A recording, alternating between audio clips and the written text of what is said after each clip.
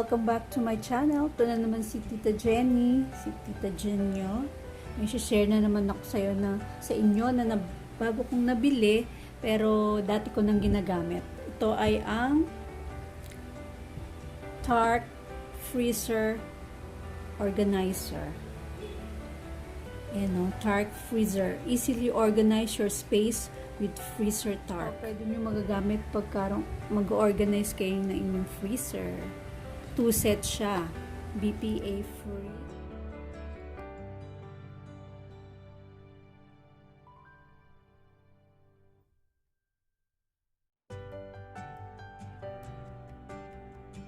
$960 ml. Tsaka 99 pesos siya. Nabili ko sa Japan Home Center sa Walter Mart. Ayan, pwede siya from freezer. Ito ay made in made in Korea. Yung Japan Home Center, maraming tinitinda yun ng mga Japan products, pero naglagay din sila nito. Kahit siguro galing kasi maganda yung quality. Gagamit ko na to, siguro mga 5 years na akong gumagamit ng ganito sa freezer namin nung organize ko. Matibay siya. Hindi siya agad pumuputok kahit laging matagal sa freezer. Ayan, marami siyang size. Ito yung medyo manipis. Ganyan. Stackable siya. Ayan. Matakip na ganyan. Stackable. Ayan. Pwedeng dalawa. Pwede ring kung gusto niyo. Pwedeng 4. Hindi lang naman pang freezer to eh. Kahit magpipiknik, pwede nyo lagyan ng nuts, fruits, kung ano man. Pwede rin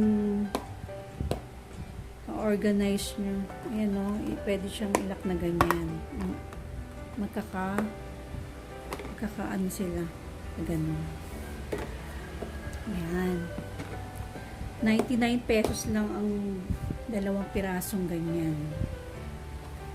Ayan. Ito yung bagong kulay nila ngayon. Ayan.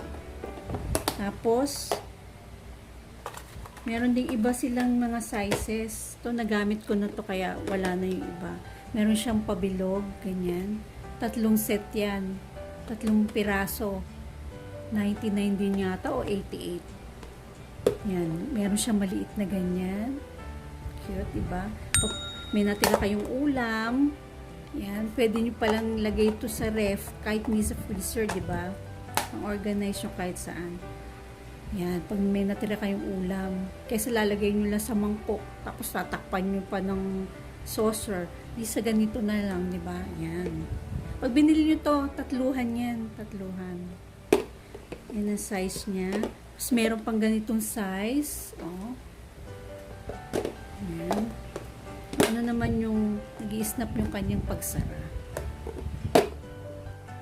Ayan, may square. Alam nyo, yung una kong nabili nito sa SM pa, pero wala na sa SM na ganito. Hindi na silang titinda. Kaya natuwa ako nung makita ko siya sa Japan Home Center. Ayan yung tata ko, yung Tark. Tapos, nung araw, eto pa itsura niya. Ayan, kulay blue ang takip. Medyo mas makapal pa yung plastic niya, oh. Blue. Eto, oh, tingnan nyo, pahaba naman siya. Ito pwedeng lagayan ng ano ba yun, bangus. Yung, kaya, fish na mahaba, ayan. Tapos, oh, kahit hindi naman fish, kasi may marami kayong malalagay dyan. Sa pwedeng pang freezer, frigidaire, kahit saan, organize. Ayan o, nasira na. Pero alam nyo, mga 5 years o 6 years mahigit ko na to ginagamit. Hindi pa nasisira o. Yun lang, nawala lang yung gano'n. Ibig ko sabihin, hindi na nabakpak na ganyan. Tumagal siya kahit lagi siya nasa freezer. Ito din, lagayan ko to ng tilapia eh. Kaya lang sira na, oh. Kasi nga, mga 6 years mahigit ko ng gamit. So, bumili ko ng mga bagong kulay naman. Ganyan. Ayan. Mamaya papakita ko sa inyo kung paano ko i-organize sa aking freezer yung mga ganito. Marami pa itong mga size eh. Kaya alam, may mga laman nasa freezer namin. Meron pa itong square na ganun.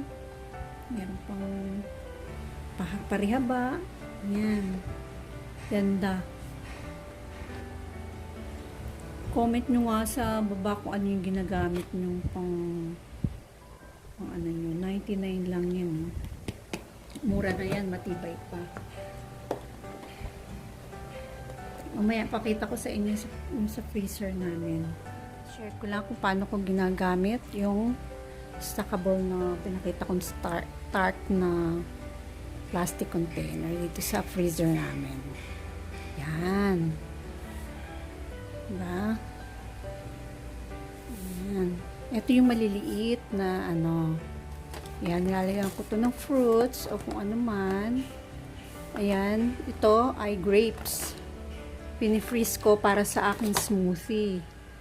Ito naman ay malunggay. Ito apple to para sa aking smoothie. Pinifreeze ko din yung banana ko.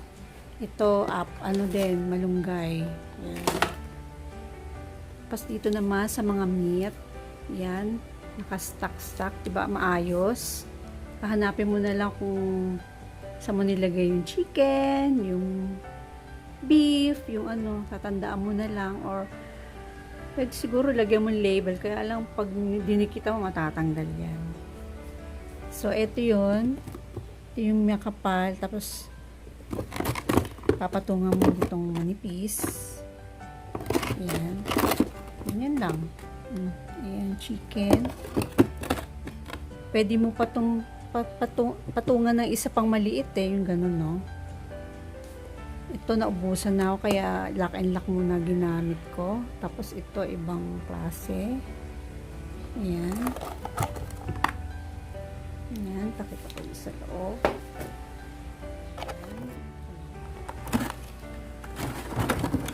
Ayan, stock. Ito yung lumang ano nila, yung blue pa. Tapos meron pa sa likod. Ayan. Ito pwede nyo pang ano ito aalisin yung takip. Ayan. Pwede nyo ipatong itong isa. Magiging 3 layer. O pwedeng 4 na layer. Kaya lang pag masyado na madaming layer, syempre mahirapan ka ng tanggalin kasi na-froze na. Na-freeze na, di ba? Kaya pwedeng dalawahan lang. Pwedeng isa, ganun. Ayan. Ayan. Diba, maayos. Kesa yung iba kasi, di ba, nilalagay lang sa nakita, naglalagay lang sa plastic. Diba, mas maganda yung ganyan, nakaayos. Mas madali mo makikita. Ayan, natutunaw na tuloy kabubukas ko ng freezer. Comment down below kung ano yung ginagamit nyong organizer sa freezer nyo. Ayan, comment nyo sa baba. Ayan. Ang aking freezer.